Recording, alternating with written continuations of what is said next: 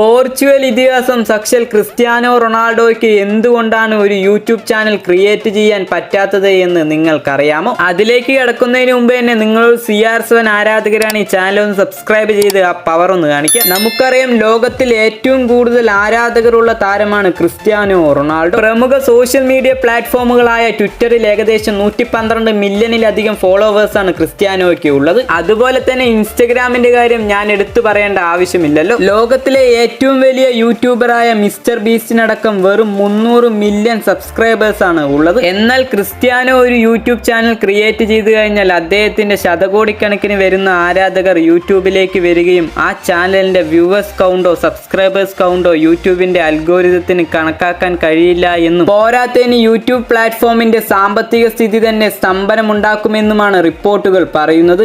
അതുകൊണ്ട് തന്നെ ക്രിസ്ത്യാനോയെ യൂട്യൂബിൽ നിന്ന് ബാൻ ചെയ്തിരിക്കുകയാണ്.